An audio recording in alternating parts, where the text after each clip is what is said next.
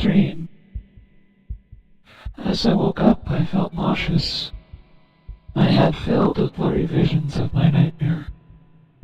As I pulled myself out of bed, my eyes felt heavy. I forced myself downstairs. I walked into the kitchen, to the coffee pot, and began to pour myself a cup of joe. I walked to the living room and began to watch television. My mind still half asleep. I dozed off. I remember waking up to the sound of breaking glass. It sounded like it had come from the kitchen. I got up. I walked in that direction, not knowing what to expect. I looked up the ceiling and noticed that the light bulb was broken. It was flickering on and off. I looked back down and remembered suddenly not being able to move. Standing there was a clown. His eyes were pitch black. It looked distorted.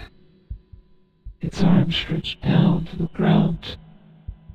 It had to be at least 7 feet tall. It was extraordinarily thin, I might add. Its costume and hat looked to be worn. Its skin torn and looked as if it had been stretched and tinted a light shade of gray. It appeared to be crying. It then stopped and slowly looked up at me. That's when I woke and sat up almost instantaneously. Thank God it was just a dream, I thought. The weird thing is, ever since that dream, I always feel as if I'm being watched. Now and then I daydream. Except all I see is that tall, skinny figure of the clown.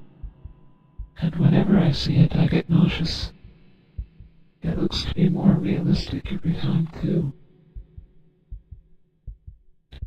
I honestly begin to doubt that it isn't real.